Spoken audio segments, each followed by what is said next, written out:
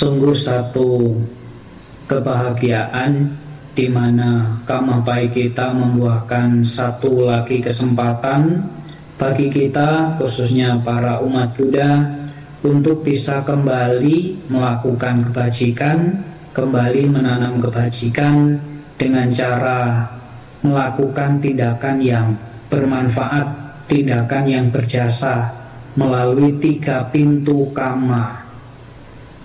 Jadi menjadi umat Buddha itu jangan bingung kalau mau berbuat baik itu ada 3 pintunya. Di caranya juga ada 3 gitu ya. Misalkan Anda punya rumah, pintu masuknya itu ada 3. Jadi nggak usah bingung, Bante sebagai umat Buddha perbuatan baik apa yang bisa kita lakukan. Nah pintunya 3, ya kita bisa berbuat baik melalui salah satu atau dari 3 pintu kama ini. Berbuat buruk juga sama, berbuat buruk juga bisa melalui 3 pintu ini. Kalau yang baik melalui pikiran itu disebut sebagai kusala manokama. Kalau yang baik melalui ucapan itu disebut sebagai kusala wacikama. Kemudian yang baik melalui tindakan badan jasmani itu disebut sebagai kusala kaya kama. Jadi nggak usah bingung, berbuat baik, melakukan kebajikan, melakukan hal-hal yang berjasa, yang bermanfaat, itu bukan hanya dengan cara berdana, bukan hanya dengan cara memberi. Kadang ada umat Buddha, di kalangan umat Buddha ini kadang juga masih ada kebingungan. Ketika kita membicarakan tentang sila, tentang meditasi, Bante sila itu apakah berbuat baik? Ya betul. Bante meditasi itu apakah juga berbuat baik? Ya benar, gitu ya. Karena apa? Pandangan umat secara umum, ya tentunya yang belum mengerti dhamma secara terperinci, gitu ya. Mereka berpikir ya berbuat baik itu hanya dengan memberi, berbuat baik itu ya hanya dengan berdana. Berdana itulah yang disebut dengan berbuat baik, memberi itulah yang disebut dengan berbuat baik. Ya memang kenapa berdana atau memberi itu seolah-olah menjadi satu bentuk kebajikan yang sangat familiar. Baik yang ngerti tentang dhamma maupun nggak ngerti tentang dhamma, ngertinya berbuat baik itu yang memberi. Kalau saya bisa memberi kepada fakir miskin, kalau saya bisa memberi kepada panti asuhan, kalau saya bisa memberi kepada panti jompo dan lain sebagainya, atau orang-orang yang membutuhkan, berarti itu berbuat baik. Kalau umat Buddha juga berpikirnya semacam itu, kasihan sekali. Kenapa kasihan? Ya, kita punya 3 pintu. Ya, mengisi perbuatan atau timbunan jasa kebajikan ini melalui 3 pintu. Jangan hanya 1 pintu saja. Tadi Bante sudah sampaikan, kalau dari pikiran itu kusala manokama, dari tindakan itu adalah kusala, dari ucapan itu kusala wacikama, kalau dari tindakan itu kusala kaya kama. Ya, kalau bisa tiga-tiganya ini dengan pikiran ya bisa dengan meditasi. Ya, misalkan di rumah bangun pagi 5 menit, menjelang tidur nanti 10 menit, atau siang ada waktu pas jam istirahat misalkan sempatkan waktu 10 menit. Ya, itu kalau Anda punya kesempatan kemudian melihat ke dalam, mengamati gerak-gerik batin dan jasmani kita sendiri, itu pun kebajikan. Memancarkan cinta kasih juga kebajikan. Mengamati keluar masuknya napas, ya barang sebentar 5 menit 10 menit itu pun kebajikan. Kemudian Anda baca parita, berucap jujur, berucap yang santun, yang sopan, yang ramah, yang menyenangkan, itu pun juga kebajikan. Ya, kemudian melalui tindakan ya Anda melakukan puja bakti, kemudian berdana atau memberi, ya. Bisa jadi juga kan dengan cara function. Nah, banyak sekali ya. Jadi jangan hanya mempersempit pundi-pundi perbuatan baik kita. Karena banyak sekali alternatif dari perbuatan bajik yang bisa kita lakukan sebagai umat Buddha. Yang penting ingat saja 3 pintunya, 3 pintu kama. Karena kama itu bukan hanya yang buruk-buruk saja, tapi juga yang baik. Makanya ada salah satu pandangan salah terkait dengan kama, bahwasanya kalau sudah bicara kama, kalau sudah bicara karma, itu identik dengan yang buruk-buruk. Tidak. Dalam agama Buddha, karma itu adalah tindakan yang disertai dengan cetana atau niat, sehingga bisa jadi perbuatan baik, bisa jadi perbuatan buruk. Yang baik namanya kusala, yang buruk namanya akusala. Yang buruk melalui pikiran namanya akusala manokama. Kalau yang buruk melalui ucapan namanya akusala wacikama. Kalau yang buruk melalui tindakan namanya akusala kaya kama. Maka dari itu, ibu bapak saudara sekalian, berbahagia sekali pada kesempatan minggu pagi hari ini Anda bisa kembali menanam kebajikan melalui 3 pintu itu, ya, dengan bermeditasi, melakukan puja, mengulang sila, dan juga mengulang khotbah-khotbah Sang Buddha yang ada di dalam Parita Suci. Ya, tentu juga satu kebahagiaan juga bagi saya, sudah lama tidak mengisi di Wihara Dhammadippa Surabaya. Ini pun sudah kemarin sempat dipending sudah 2 atau 3 kali, ya, tapi pada kesempatan minggu pagi hari ini kita masih bisa berjumpa meskipun tatap maya seperti ini, tetapi yang paling penting Dhamma bisa tetap tersampaikan dan Bapak Ibu masih punya kesempatan bisa menggunakan kesempatannya untuk belajar Dhamma ajaran Sang Buddha. Ya Bapak Ibu sekalian, barangkali Bapak Ibu sudah melihat di flyer, poster, atau juga yang lain-lain berkenaan dengan topik bahasan atau materi atau pokok uraian yang akan disampaikan pada kesempatan minggu pagi hari ini, yaitu tentang refleksi terhadap bahaya-bahaya kehidupan. Ya, bahaya kehidupan. Barangkali kalau kita mendengar atau mengetahui istilah bahaya di sini, seringkali yang terlintas di benak kita, terbesit di dalam pikiran kita, itu adalah satu hal yang mengerikan, satu hal yang mencelakakan, satu hal yang mengkhawatirkan, satu hal yang perlu diwaspadai. Itu yang terlintas di benak kita kalau kita berpikir tentang bahaya. Makanya mungkin Bapak Ibu juga pernah melihat, apakah di jalan, ataukah di gunung, ataukah di hutan, atau di laut, di pantai, begitu ya, kadang dipasang tanda-tanda bahaya, tanda-tanda bahaya. Nah, jadi sebetulnya tanda bahaya ini dipasang untuk menunjukkan kepada kita bahwa di sini adalah batas, jangan sampai dilanggar. Ya, jadi bahaya juga ditunjukkan untuk membuat kita menjadi waspada. Ya, kalau misalkan di laut, di pantai ombaknya tinggi, kemudian tidak dipasang tanda bahaya atau tidak ada peringatan bahaya, mungkin orang-orang tidak akan menjadi waspada, orang tidak akan jadi hati-hati. Ya, beberapa tahun ini juga sama. Kalau awalnya pada waktu itu kita tidak menganggap virus COVID-19 itu sebagai satu bahaya, ya mungkin kita anggap remeh. Jadinya orang apa?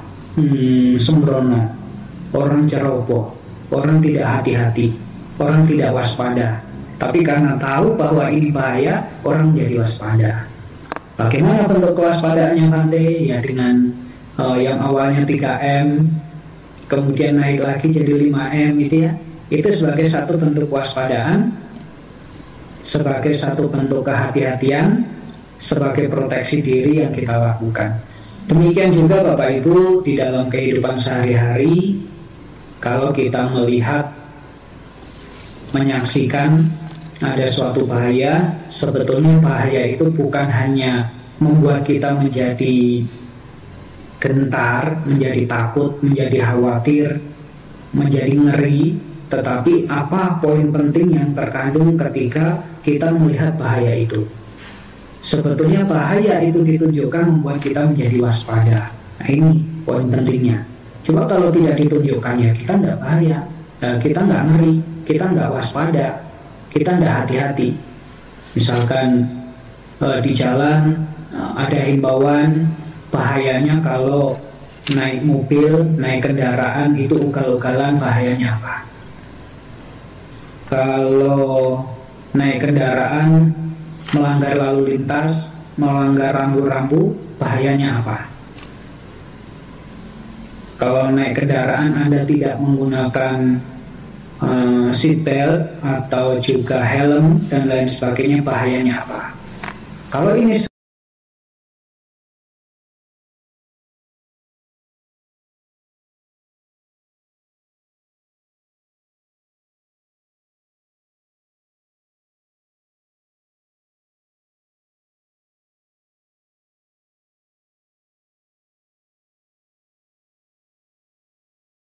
mulai untuk menjaga keselamatan diri kita, ya sudah pakai helm itu.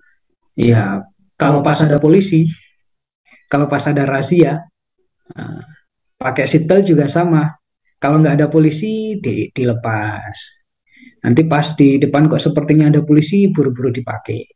Jadi sebetulnya tanda bahaya atau kita mewaspadai diri kita itu bukan hanya ketika kita secara langsung berhadapan dengan bahaya, tetapi sebetulnya menjadi satu proteksi diri, menjadi pagar supaya aman.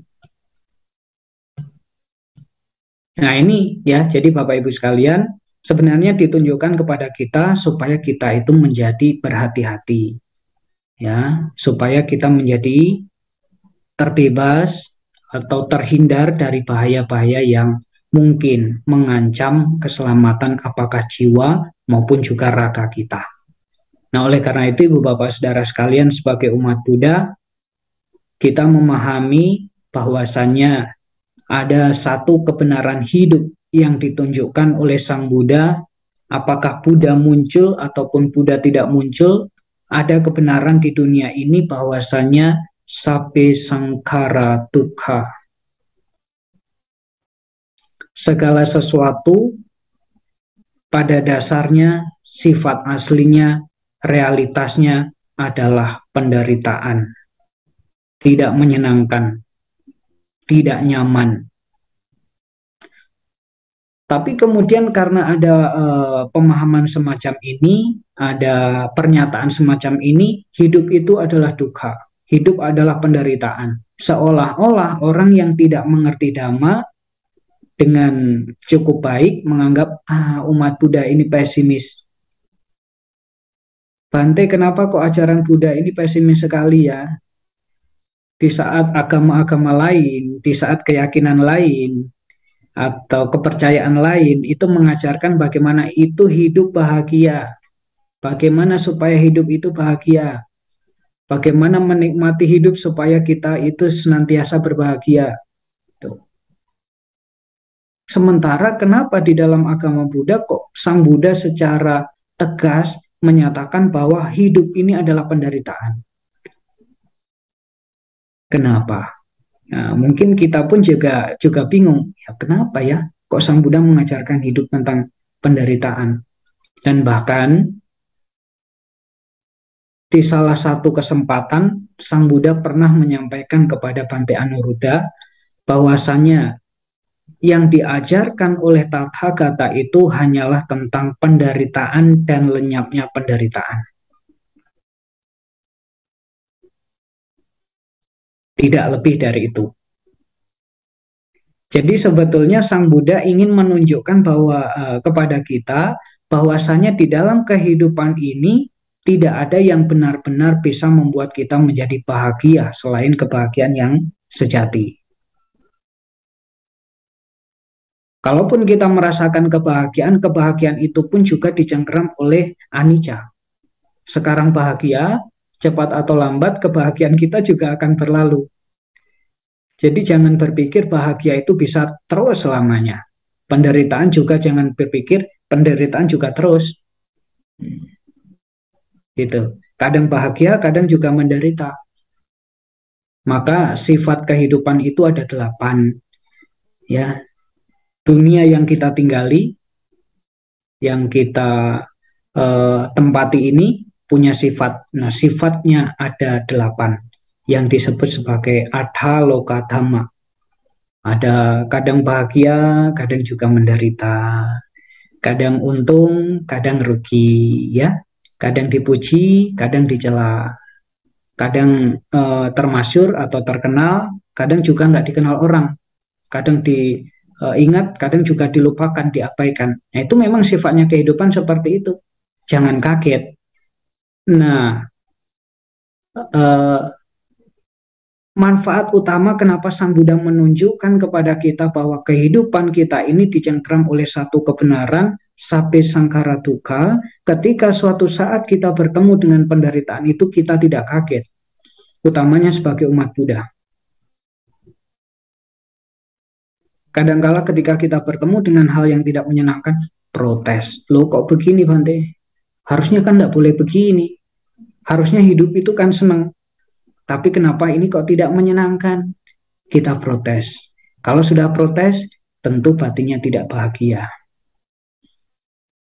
Berbeda dengan orang yang mengerti Dhamma, sudah ditunjukkan sape sangkhara dukkha, dan dia memahami sape sangkhara dukkha ini bahwasanya segala sesuatu yang sangkhara itu perpaduan unsur, ya, yang tersusun dari beberapa unsur. Ini sifatnya adalah tidak menyenangkan.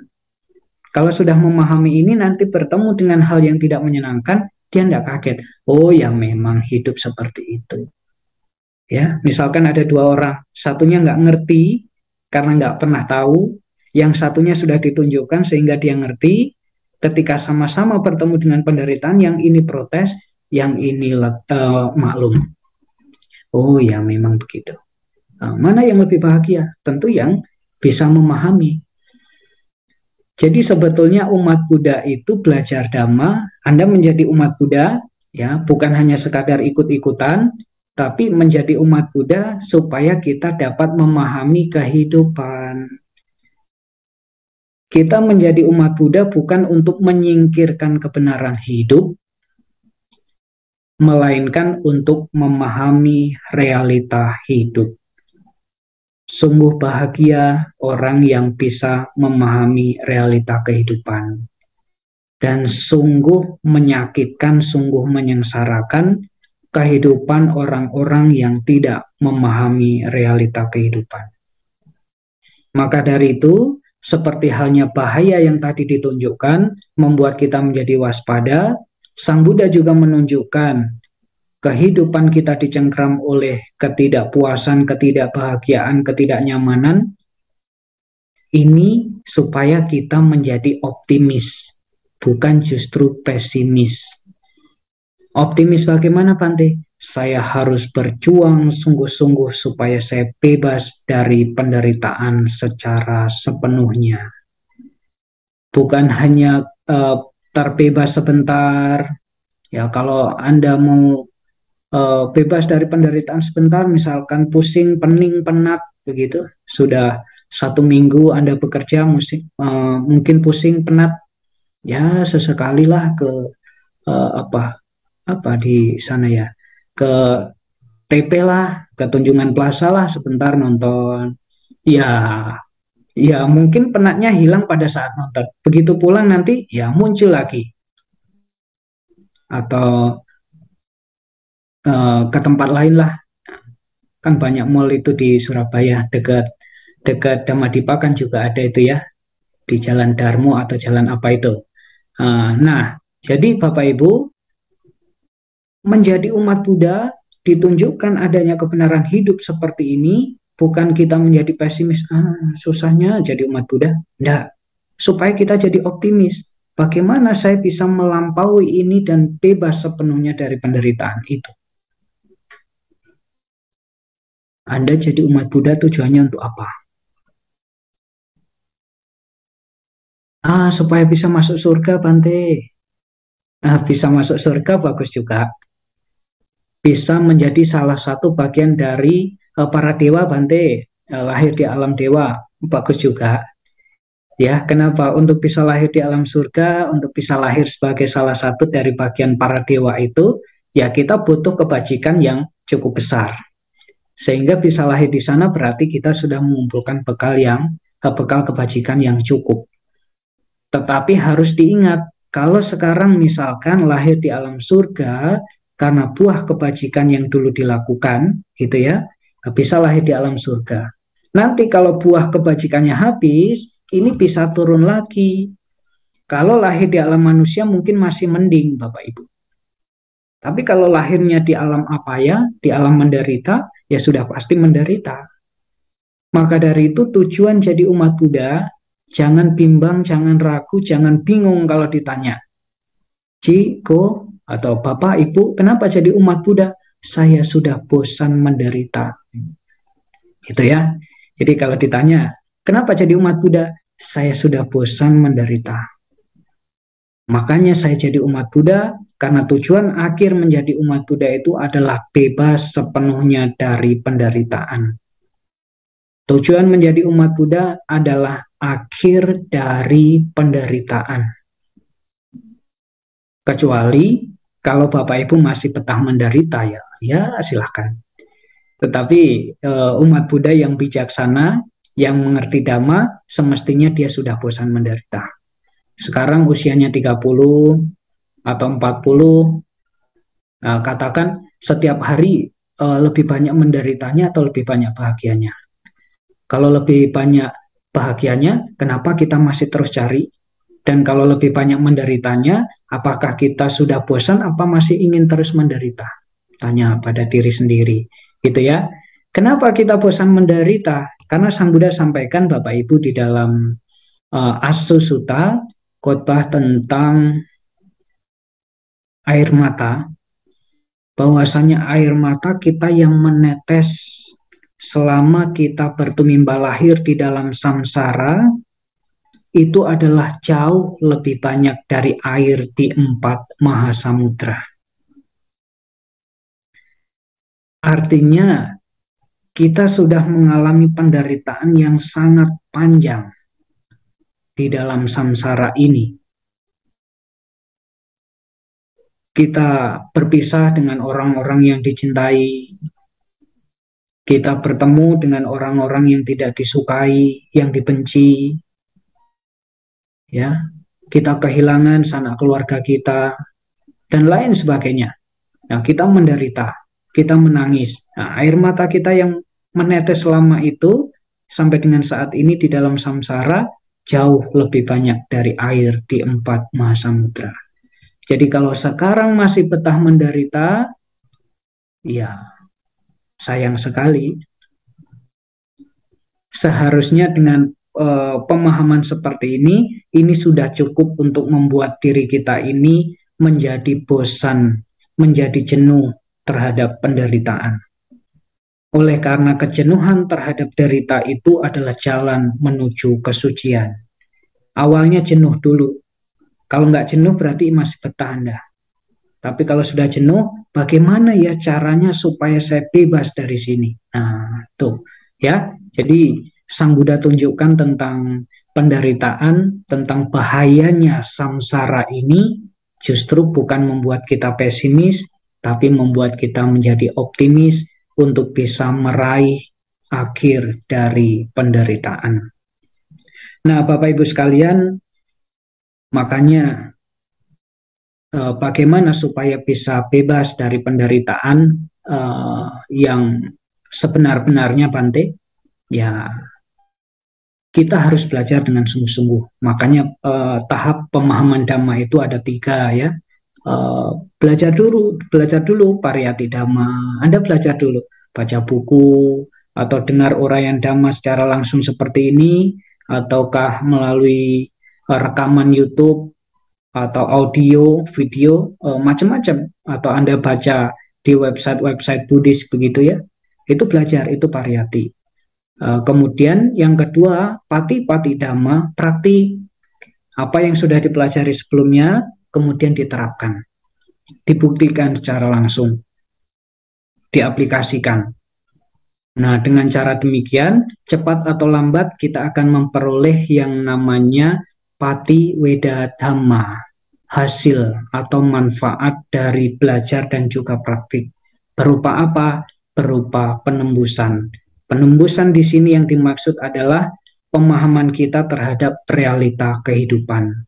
Terutama kita bisa memahami 4 kebenaran mulia, Bapak Ibu. 4 kebenaran mulia.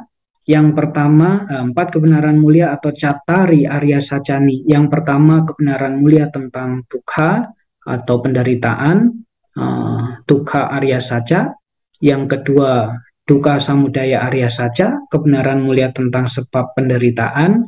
Yang ketiga, dukkha nirodha Arya Saca, kebenaran mulia tentang lenyapnya dukkha. Dan yang keempat, dukkha nirodha gaminipatipada Arya Saca, kebenaran mulia tentang jalan menuju akhir dari penderitaan. Maka kalau Bapak Ibu menjadi umat Buddha, jangan hanya berhenti pada poin nomor 1 saja. Kalau hanya berhenti pada poin nomor 1 pemahamannya, ya kita jadi umat Buddha ya pasrah gitu. Jadi pesimis Anda. Kebenaran mulia tentang penderitaan. Jangan hanya berhenti sampai di sini. Kenapa Bante? Karena tidak ada akibat yang muncul tanpa sebab. Di dalam agama Buddha, nggak ada akibat yang muncul tanpa sebab. Begitu sebab ada, cepat atau lambat, akibat juga akan muncul. Jadi kalau sekarang menderita, ini ada sebabnya. Dan sebabnya itu bukan karena dia, mereka, atau Tuhan di atas sana. Ya, kalau masih ada umat Buddha yang berpikir bahwa penderitaan yang dialami ini karena Tuhan yang di atas sana, atau karena kutukan, atau karena nasib, ya saya sangat menyayangkan itu. Dan kasihan deh Anda. Kalau Anda berpikir sebagai umat Buddha ya, kalau Anda sebagai umat Buddha berpikir penderitaan ini datang karena siapa? Karena Tuhan yang di atas sana. Ini adalah hukuman, ini adalah takdir, ini adalah kutukan, ya, ini adalah nasib. Kenapa Anda miskin? Nasib. Kenapa Anda jelek? Nasib. Kenapa Anda bodoh? Nasib. Kenapa Anda bangkrut? Nasib. Kalau semuanya nasib, kasihan deh Anda. Menjadi umat Buddha tidak punya atau tidak ada pemahaman terkait dengan nasib atau takdir. Apa yang kita alami sekarang ya tidak lepas dari apa yang sebelumnya pernah kita lakukan. Satu pandangan salah yang mengatakan bahwasanya ube kata hetu titik, isara mana hetu titik, sorry. Pandangan salah yang pertama menganggap bahwasanya segala sesuatu yang dialami sekarang, baik yang mujur, yang malang, yang bahagia, yang menderita, semuanya ini adalah disebabkan oleh satu sosok tunggal. Itu pandangan salah. Maka sebagai umat Buddha, jangan berpikir apa-apa nasib, apa-apa takdir. Itu pandangan salah. Karena pandangan kita salah, maka kita tidak akan bisa mencapai akhir dari dukkha. Tujuan menjadi umat Buddha adalah untuk mengikis pandangan salah itu. Bukan justru mempertebal pandangan salah kita. Karena pandangan kita salah, kadangkala kita melakukan segala sesuatu ya caranya juga salah, gitu ya. Karena pandangan pemahamannya salah. Ya, jadi yang pertama menganggap segala sesuatu ini disebabkan oleh yang di atas sana atau sosok tunggal itu. Gitu. Jadi jangan berpikir sekarang menderita nasib, apa-apa takdir, apa-apa. Kalau sudah begitu, kita jadi orang pasrah. Karena kita sebagai umat Buddha ya nggak bisa apa-apa kalau dibilang nasib. Seandainya zaman dulu nih misalkan, kalau Anda pernah makan KFC, ayam KFC, sorry. Kalau Anda pernah makan ayam KFC, barangkali Anda tahu atau pernah mendengar kisah di balik si pencipta resep masakan KFC ini ya, namanya Colonel Sanders. Dia di dalam karirnya dia pernah mengalami 1009 kali gagal. 1009 kali kegagalan. Jadi kalau pada waktu itu dia berpikir, ya sudah takdir, dia jadi pasrah. Tapi dia terus berjuang. Yang lain misalkan Jack Ma, barangkali Anda juga sudah kenal atau tahu lah ya Jack Ma ya. Dia pernah melamar ke suatu perusahaan bersama 23 temannya. Jadi yang melamar ini ada 24 orang, termasuk Jack Ma. 23-nya diterima, hanya satu yang ditolak, si Jack Ma sendiri. Gitu ya. Jadi kalau kita sebagai Jack Ma mungkin berpikir, ini sudah takdir, ini sudah nasib, ini sudah kutukan. Pasrah Bapak Ibu. Tapi menjadi umat Buddha, kita tidak melihat segala sesuatu ini adalah takdir, bahwasanya apa yang kita lakukan pasti ada sebabnya. Dan sebabnya tidak jauh dari apa yang sebelumnya pernah kita lakukan. Gitu.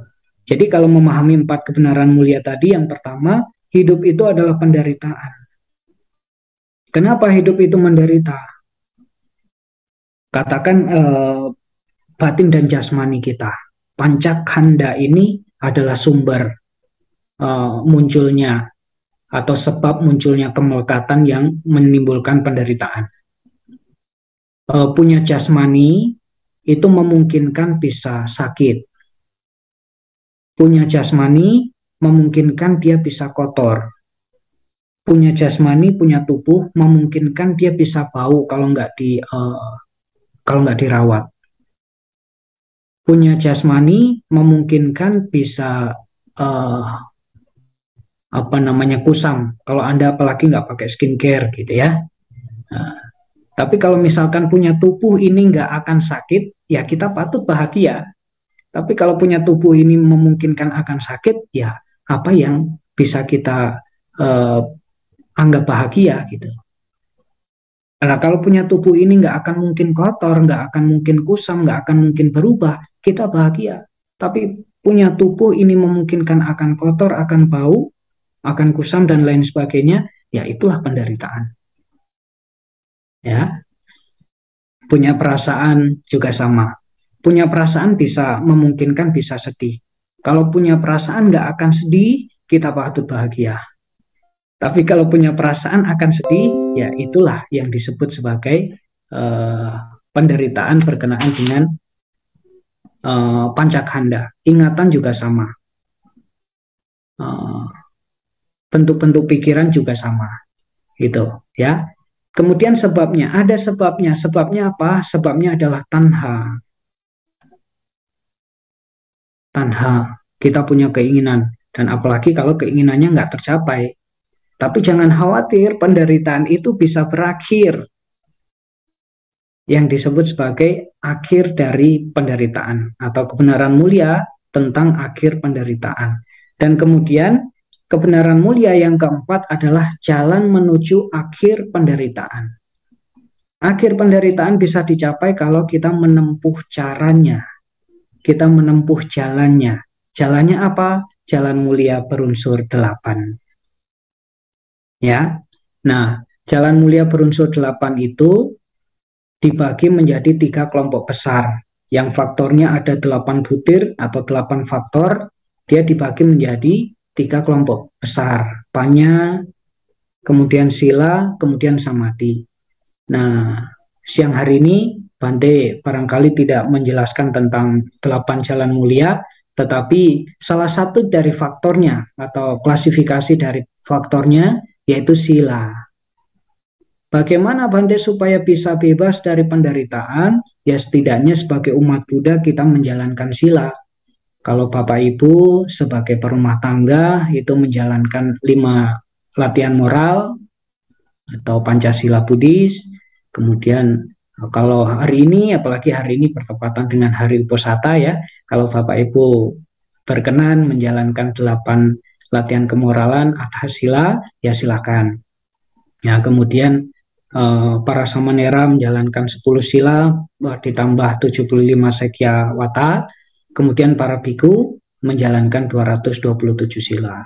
Ya, Jadi menjalankan sila dengan sungguh-sungguh. Karena sila itu untuk memotong atau melenyapkan kotoran batin juga.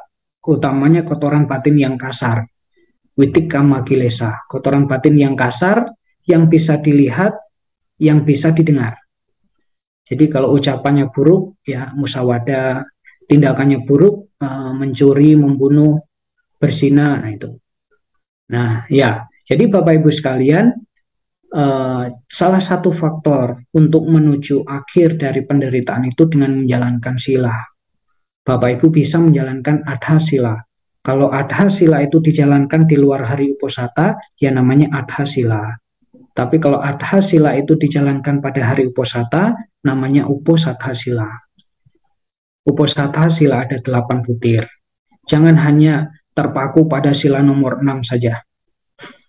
Kadang-kala umat Buddha begitu. Kalau sudah ngomong adha sila, yang langsung terbesit di benaknya itu sudah sila nomor 6 saja.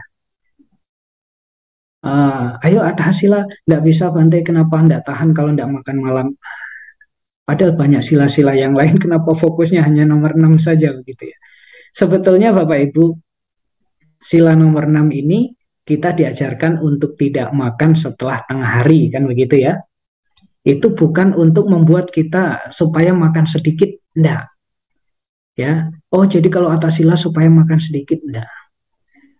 Makan secukupnya. Ya makan secukupnya. Kalau Bapak Ibu cukupnya 3 piring, ya silakan makan 3 piring. Kalau Bapak Ibu cukupnya makan 5 piring, ya silakan makan 5 piring. Tapi begitu nanti jam 12 atau tengah hari, ya nggak makan lagi.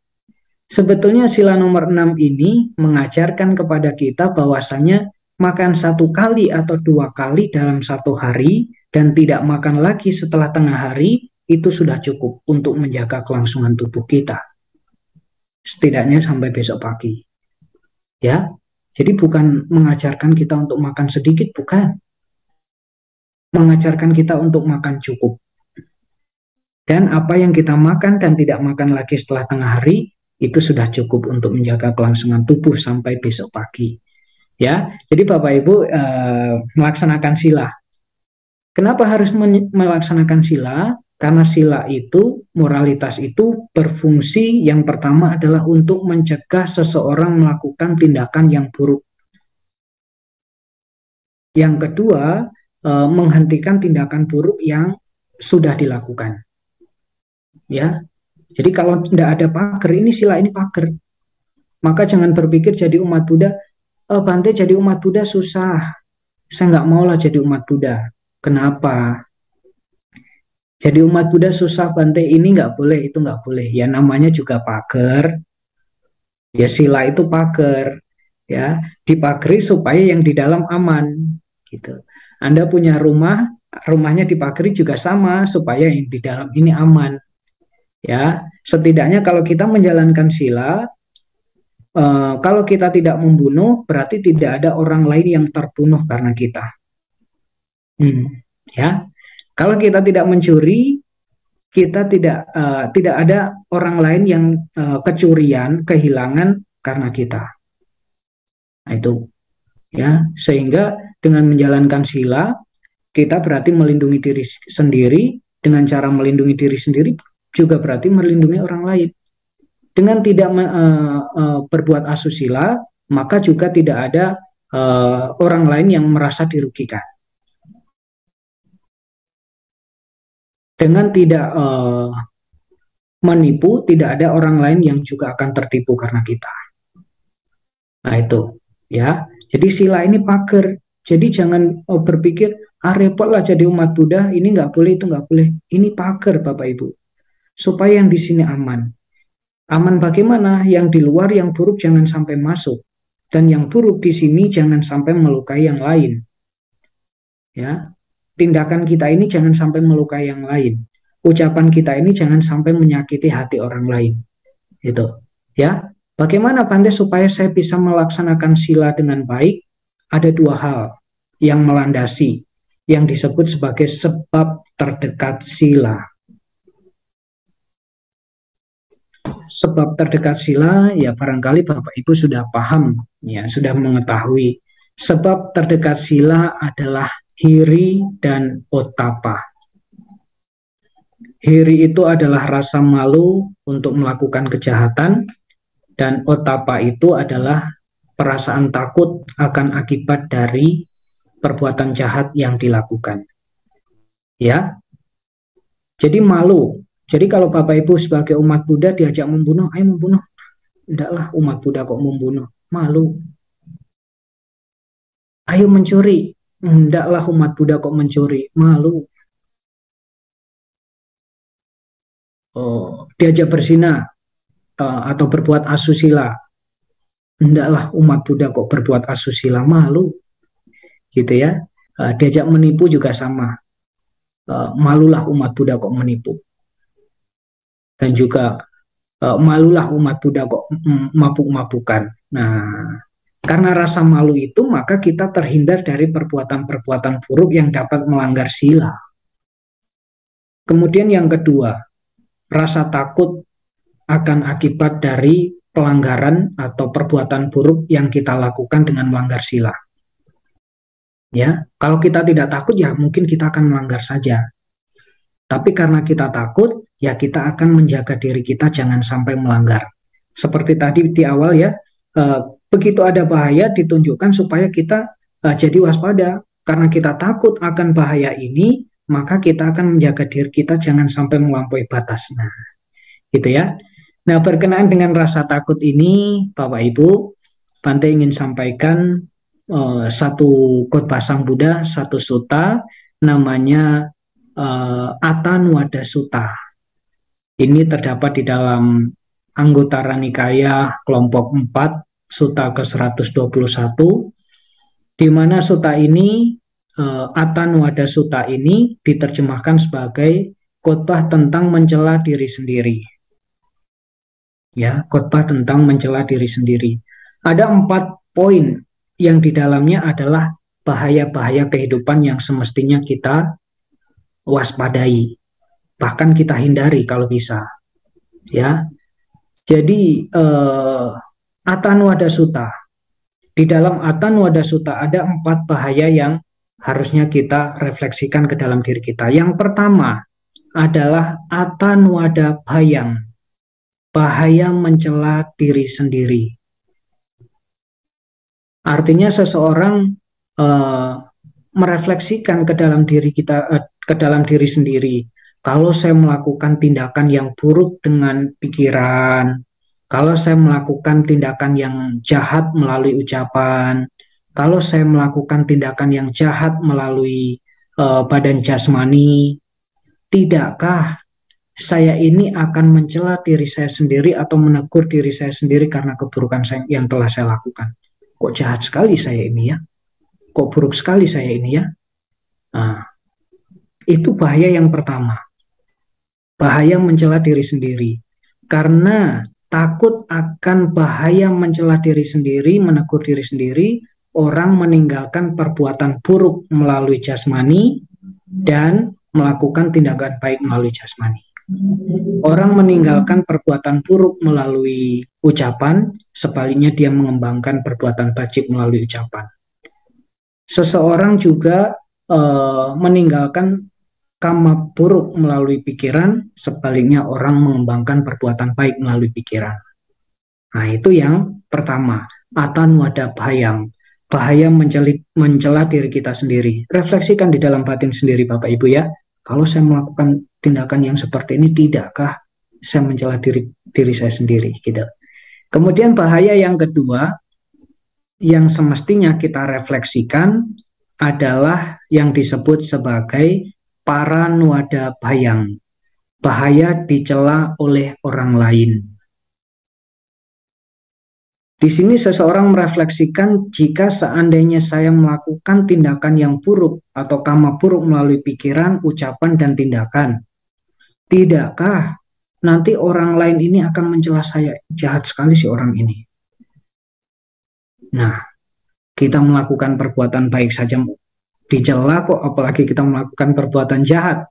Ya, saya sudah sering ke wihara Bante, saya sudah sering berdana meditasi dan lain-lain. Kenapa saya masih dicela saja? Nah, sudah berbuat baik saja dicela, apalagi kita berbuat jahat. cilaka. Karena kita takut dicela oleh orang lain kalau kita melakukan perbuatan yang jahat, maka seseorang akan mencegah dirinya melakukan kejahatan. Dia meninggalkan yang buruk dan mengembangkan yang baik. Dia meninggalkan kama buruk melalui jasmani, melalui ucapan dan juga tindakan. Sebaliknya dia mengembangkan kebajikan melalui jasmani, ucapan dan juga pikiran. Itu yang kedua, paranuada bayang. Kemudian yang ketiga yang disebut sebagai danda bayang, bahaya hukuman yang juga semestinya kita refleksikan di dalam kehidupan kita, terutama di dalam diri kita sendiri.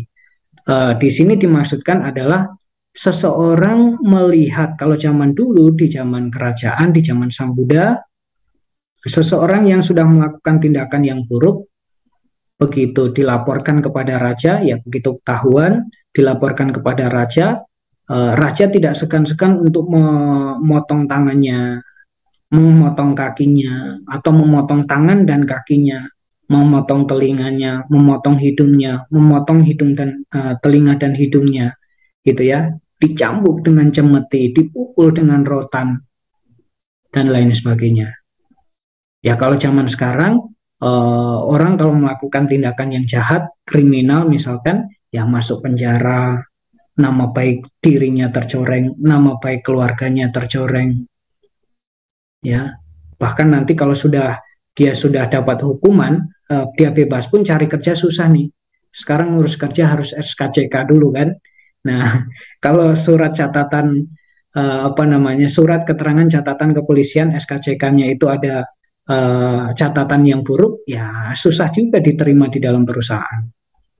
Nah gitu. Karena melihat bahaya dari tindakan yang jahat, bahaya hukuman dari tindakan-tindakan yang jahat ini, maka seseorang akan menghindarkan dirinya atau mencegah dirinya untuk melakukan tindakan yang buruk.